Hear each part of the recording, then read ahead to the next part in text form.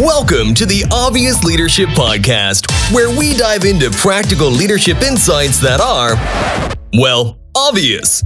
Your hosts have walked the talk, and now they're sharing their knowledge, strategies, and advice. Let's jump into today's episode and explore the world of leadership with your hosts, Joey and Omar.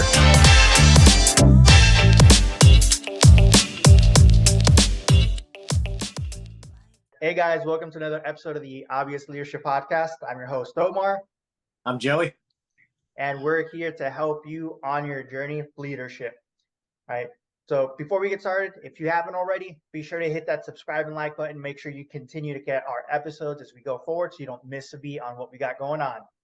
So, Joey, don't forget to share your comments in the section down below. We'd appreciate any kind of insight that you guys can provide in your individual situations. Yep, always looking for that. All right, so today, guys, we want to talk a little bit more about pain points that you're going to see as a leader, right? I know last couple episodes we talked a little bit about like what a bad leader is, right? Being that leader that you think you're not being bad, you're not being a toxic leader, but you're exhibiting those toxic traits and how that really affects things. And it got me thinking, right? Because we've talked about this before. We've talked about, for instance, delegating. You might be a leader who thinks I'm delegating tasks and responsibilities to others to help my team to get better, but really you're micromanaging. You're not delegating. And you're like, Omar, what's the difference between micromanaging and delegating? If I'm telling them this is what needs to get done, if I'm constantly following up with them to see if they've done it, that's delegating. Sorry to bust your bubbles.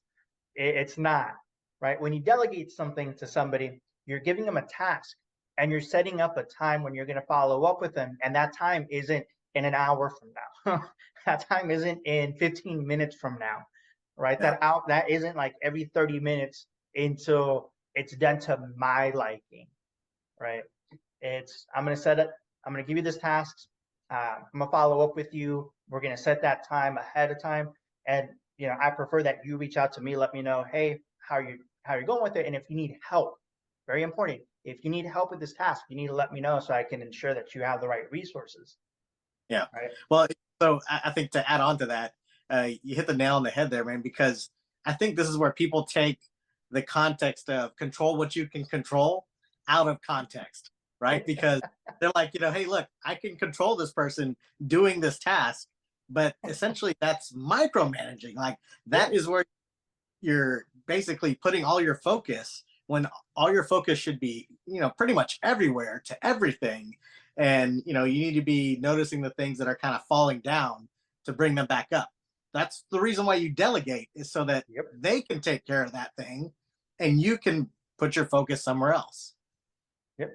This is an instance of where you become a jack of all trades, right? Remember, guys, I know we talked about this before, Joey. It's a jack of all trades, master of none, but better than one. What that means is you're not stuck being a specialist in a specific category.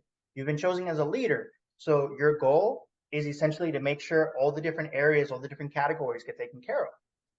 You're going to task somebody, you're going to give somebody some type of work or responsibility that they're going to take care of, and you're going to follow up, they're going to get it taken care of, and they're not you. They can't read your mind.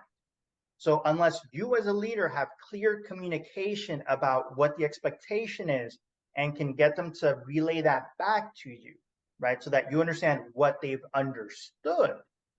Because that's where oftentimes you're going to see a lot of breakdown where things aren't done to completion. Forget the whole to your liking. It's never really going to get done to your liking. It's either going to get done or it's going to be almost done, right? And you move forward from there. So, and that's the biggest thing. You can't be micromanaging because then they're not the ones responsible for anything. You might as well have just taken them out because you're going to end up wasting their time and their effort and their labor hours where they could have been doing something completely different for you to go back and do that again or put somebody else on that task. Like that's a waste of resources all the way around, including yours. Yeah. Yeah, well, I mean, I definitely think, I mean, a lot of these ideas are going through my head, man. But you know, you can spend a day and a half putting together a 1 through 10 list of how to get this thing done, right? You can spend a day and a half to put that thing together, right? So that Yeah, somebody has A through Z of how to get something done, but the task only takes a couple hours to get done, right? And so you spent a day and a half trying to put this together for them, when really you could have said, "Hey, go get this done. And by the way, can you just document the steps that you took to get this done?" Right? You know, it's like exactly. you can also delegate that part of the task, right? So delegating doesn't have to be micromanaging. Like I said, do not control what sometimes you can control. Right? Give the control away and let them take hold of it. Yep. Controlling the controllables is what you directly can control. Other people, obviously, you can't control. You can't mind control them where you're Yeah. gonna have them do exactly what you want. But honestly, Joey, that's a great point. Having them take care of SOPs, especially if you're like a newer organization, if you're looking to expand and you don't have the SOPs. If you don't know what an SOP is, it's standards of operations, right?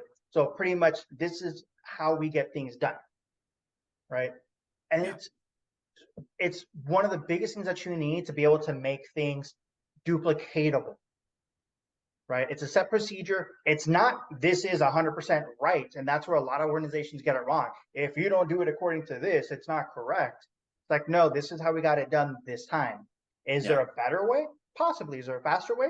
Yeah, probably. Right? Yeah. Is it going to get refined? Yes. It's not written in stone where it's not changeable. So you got to remember that in the back.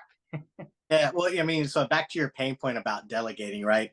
I think it also coincides with time management, because you might be stuck in this rut where, man, I just can't get anything done. I feel like I cannot move forward because I got so much on my plate, right? And it's just, you know, this conversation can be never ending, or like a never ending circle, because you say, well, I don't have enough time because I'm doing all the things that I've asked somebody to do, which means you're not delegating, you're micromanaging, right? And if Yep. you're doing that, then you're not coaching the other people to get better. So you all aren't making progress when it comes to performance, right? And then, Yeah. you know, it's just a never ending cycle, I feel. Now, to give you an example, uh, so one of the first locations I ever took over, it was me and 2 employees to start, right?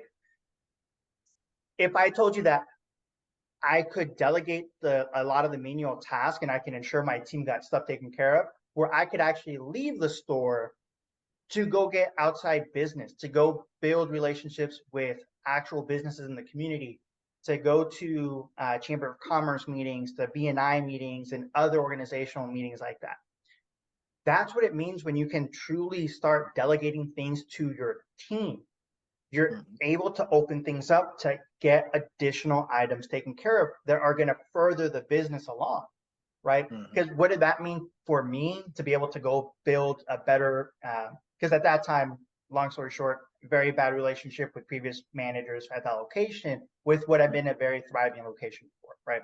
So it's building back that reputation to be able to have more business come in, which means more hours available to me and my staff, which means more employees.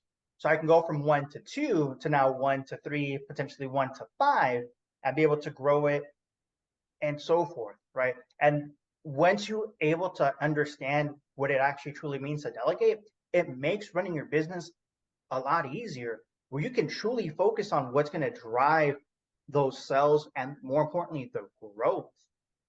Yeah, but Omar, man, like, well, I hear what you're saying, but the 2 employees I have at my location, like, I can't leave them by themselves. What do I do? You can't leave them by themselves, or you don't trust them because you haven't trained them. That's it. That's it. Exactly, man. So Right? it's like one of those things. Those are some of the pain points that I kind of find myself, you know, thinking about is, if I was in that situation, like, what prevents me from moving forward, right? Yep. And really, that's the case with everything. It's with performance. It's with, you know, staff ability. It's with you know, all aspects of leadership kind of come down to the question of what is hindering you from moving forward. It is. And Joy, to throw that in there, to throw another thing in there for you. When it comes to the, you haven't trained them, especially for smaller organizations, and I'm not knocking you guys, right? I love small businesses, small organizations. The issue is, well, I've told them what needs to get done. Okay, you've told them, but have you trained them? Right. Have you ensured that they actually truly understand? Because with me, I couldn't do that on the first day when I was at the location. I had to ensure that they understood how things were done in according to the right ways, to make sure we didn't have issues with inventory, to make sure that if they did run into an issue, they could handle it. And if it was truly an issue they couldn't handle, they knew, one, they can get a hold of me, right? Two, before they got a hold of me, they knew what steps to take so that they could feel better. And I would do that with them beforehand so that they didn't feel awkward trying to do it on the first try. All right. So that's the biggest thing. It's not telling them, it's showing them and training them. Yeah. Right. So there's a different process there. And that discussion about how to is a completely different topic. Like we literally can do a month-long training on something like that. Right. Yeah. Or you can subscribe to our email list and you can reach out to us directly and we can give you some one-on-one tips, right? I mean, I think that's a great way to kind of get a hold of your situation and make progress based on the situation that you're in, right? Because what worked for us in the past, what works for us now may not necessarily directly correlate to the situation that you're in right now, right? And that's why a lot of self-reflection to figure out, hey, what is preventing me from moving forward? Right. And a lot of the situations that you're bringing up, it's like, well, yeah, I'm there, but like, I feel like I can't get there. I can't take this step because there's something else preventing me from taking that other step. And it's almost like a whole, when my mom used to ask me all the time, hey, where was the last time you put that? I mean, when's the last time you had, you have to backtrack and take a couple steps back, maybe not just one step back, and take your step back along the process to figure out where the real hindrance is. Yep. And if you're trying to, and this is a task that I learned a long time ago of try to like really hone down on what the question is, right? Because you really can't look for the answer unless you truly understand what your question is, where you're going to be running into an issue. And this is where, like Joey said, you can reach out, we can try to help on this. But the easiest thing I found is write down the issue you think you're facing, and then ask that to yourself out loud. And then write down another question related to that, for instance, say, my team isn't improving on sales. Okay. So my next question to myself, have I trained them? What kind of training have I offered? What kind of training have I had? Right. Yeah. And you start getting to more of a root cause that makes it easier to really hone down into one specific main issue or main question that you need assistance with to really get you to that next step. Now, that's a huge thing. And that's something I personally would have not found out about if it wasn't this. I actually learned not from anybody in my organization that I was with at the time. I learned this through what's known as a mastermind group. So pretty much similar to what you're seeing here is a collective of people. It was another group I belonged to, and it was something that I had to help them. So I was like, hell, let me give it a try. Right. And it got me down to where I could ask the right questions to get help for myself. And once I could help myself, I could help my team better. Right. You don't become a top sales manager overnight. The moment you get promoted from being a sales rep to a sales manager, it doesn't work that way, unfortunately. It'd be amazing if it did. You're going to run into some walls. You're going to run into some obstacles. And it's that learning process that's going to help you understand not just your industry, also your organization. But Omar, man, I feel like if I get promoted and I'm the best salesperson to a manager, like, what if I just do it myself? I can get the team there myself. Yeah, I mean, I'll put you back down as a sales rep because I don't need you as a manager. Because at that point, I'm going to have a bunch of the guys lead. Right. Yeah. And that's the thing you have to understand is you got to take your ego out of it. Right. Sales managers, at one point, yes, they may have been the best sales reps at one point, But as a sales manager, you need to pass that along, that knowledge to everybody else and help them become better. Because if you say you got a team of 10 and 3 of them are your top reps, but they're not even performing to half of what you're performing, imagine if you can help the top 6 of your employees increase their productivity by 20 to 40%. That boost in productivity is huge, but it starts with understanding where you as a leader lack. And oftentimes the biggest thing is communication skills, right? If you go back to the conversation that we started off with, delegation versus micromanaging, right? You might think you're being a really great leader, but you're being a toxic leader because you're not delegating, you're micromanaging. And that comes down to a breakdown of communication. So I've got one more comment to make on the exception. So if you're that good of a salesperson, why can't you sell your vision to the employees that are around you? Right? I mean, if you can't sell it to that person to get them to buy into what you're doing, are you really that good of a salesperson? Just ask yourself. I mean, that's essentially what you are, right? Well, add on to that. Say you do sell them on the vision. Okay. How do you translate that vision into actions? Oh man, 100%. Yeah, you're darn right, man. You can definitely sell them on it, but if you don't know how to proceed afterwards, then what, right? And you know, like I said, man, I've talked to you about this before. For me, the end goal should not be to hit a goal, right? It should just be to always talk about what is the next step, right? How do we continue to move forward? There should never be a stopping point. There should never be a point to where you say, I'm there, like I'm done. Like yeah, I'm done. Right. There is never a point where you're done. There's always something to be uncovered, a stone to be overturned, and turn that into a strength. You know, that's what I think a leader is. Yeah, and that's huge, right?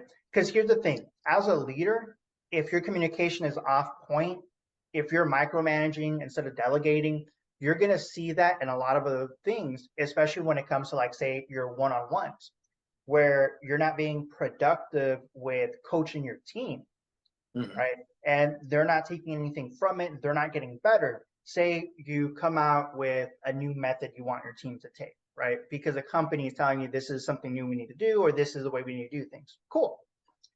You bring it out. Your team doesn't really roll with it. That's a sign right there, right? That it's a leadership more than it is employee. Whether you like it or not, unfortunately, it is what it is. It's a communication breakdown coming from the leader to my team, and I'm the bottleneck, not the team. The other thing is they might take it up, but they don't continue that, right? It's good for like a week, and then everything kind of goes back down. And now I have to coerce. I have to pretty much threaten everybody with write-ups, with pips, right? If you don't do this, you're going to get written up. If you don't do this, you're going to have to come to this, training. You're going to have to, you start, tacking on a bunch of negative items, right? To try to get them to move that needle. And it might work a little bit, but once it's going to work to the point where it falls back because that negative connotations are no longer there. And you have to bring that back to get that needle moving back. So it's like a carrot. It's more a stick than a carrot, right? You're not helping your team really get to this point because everything keeps falling back. Well, at that point, you're that toxic leader we were talking about last week, right? I mean, you never want to lead with fear, right? And I feel like that's what those pips and what all those write-ups are about. It's like, really, if you've presented something that you don't have buy-in on from your employees, really, I think you may have jumped the gun on that at that point, right? I mean, you should have got the buy-in before, right? There should have been a soft release of your new process or whatever you want to call it, right? So that you can kind of test for reactions, right? And you can throw it out there inconspicuously, get a reaction, and adjust, right?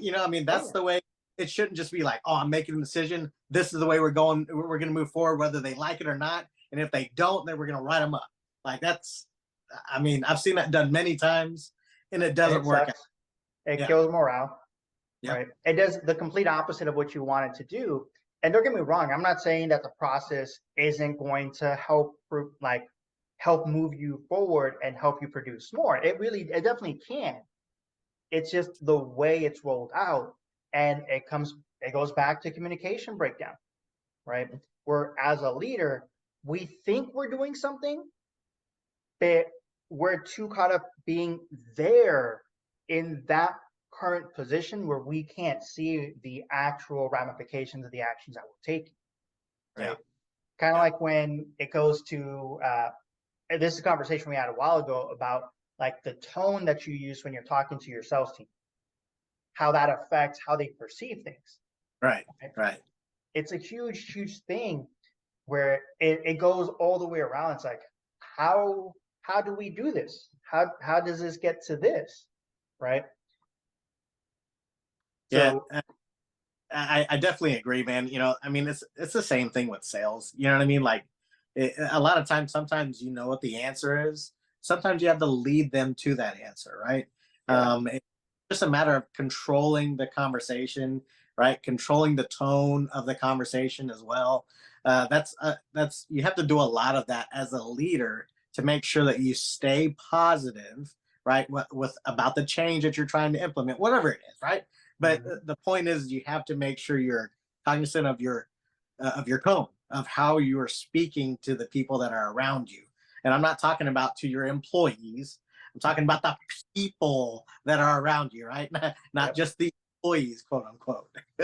Yeah, I know. I put it this way, right? Because I get it. You guys are new, whether you're a small leader who's wanting to make an impression, whether you're a new leader that just got promoted into that spot. Your goal is to want to make an impression. You want to make that not just commitment, but you want to produce those results right away. So you're trying everything that you can. You're throwing against the wall, hoping it's going to stick. It's going to stick. And what sticks is what I'm going to go with and run with. And that's what's worked for us. So we're going to continue doing it this way.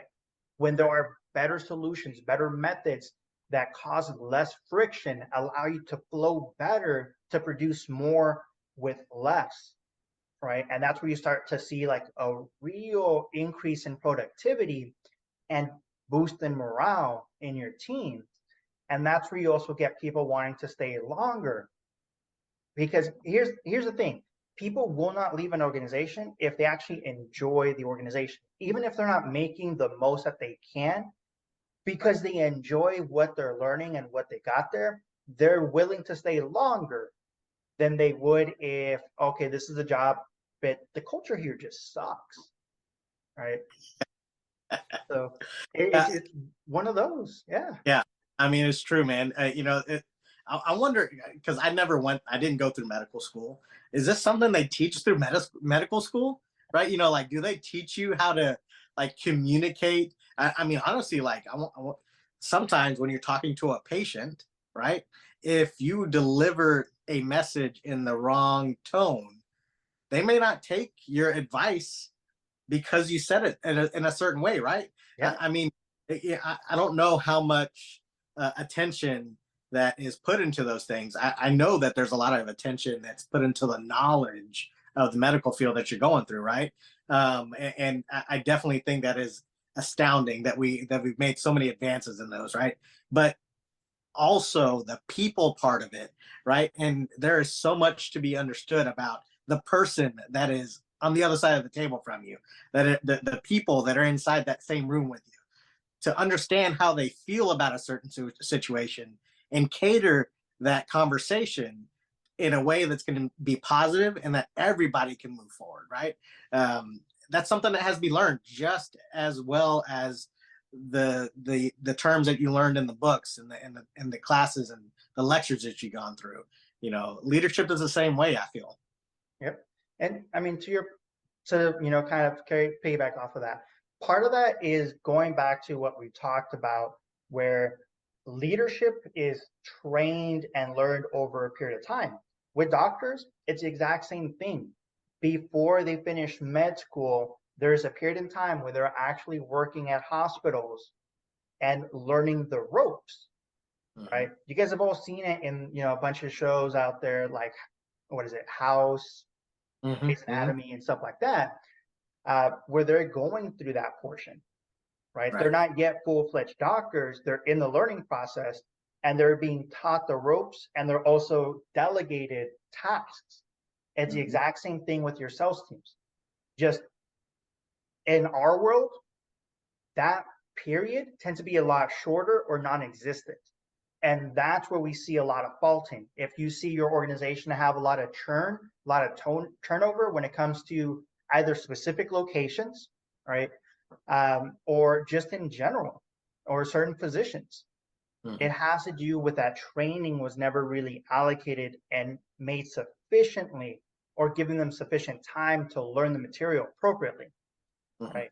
I've come from organizations where, and I've told you this before, Joey, if by the time you got hired and you started, within 2 weeks of your start date, if you weren't producing results, by the end of 30 days, we were pushing you out, right? We gave you 2 weeks. And by 4 weeks, if you weren't selling, you were quitting, right? And it's not a healthy environment. You might come back and say, oh, I only want the best of the best, and that's how I get the best of the best. It's like, no, you don't. You actually don't. You are really, really pushing out talent that could stay and drive your organization and innovate your organization for the better. And I guarantee you this, there are a lot more of those people that you're pushing out than the people you quote unquote keep because they're top sellers. No. And also those people that you're keeping in that shorter period of time are likely doing more unethical things that will cause bigger issues for you on the back end that are going to outweigh what they've actually done, right? Well, and that's where you just need to really look at that long-term picture. Yeah, it goes back to the question, what would you rather have, a loyal employee or a performing employee, right? And like a lot of people say, I'd take the performing employee, and I'd make sure that I try to do everything to make sure that they're loyal to me. But, like, honestly, you can only do so much, to keep that person around, because they know what they're worth. They know that they're good. And if you're having to sit there and try and prove it to them that, hey, here's a reason for you to stick around, like, they already know that this is probably not the gig for them, right? But if you have that loyal employee that you can teach, that is willing to learn the things that you're, willing to put out there to try, or to make them better, make the organization better, but they're there to stick around. I think that's the employee that I'd rather have on my team. I told you this. I've had employees that are like that,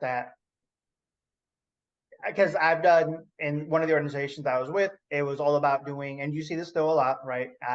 Quote unquote personality checks, or your professionalism, your like how good you're going to be in this position, or whatever you want to call it, right? And I could tell right off the bat by looking at it if this person was sales material or not. And oftentimes it had to do with just a lack of background.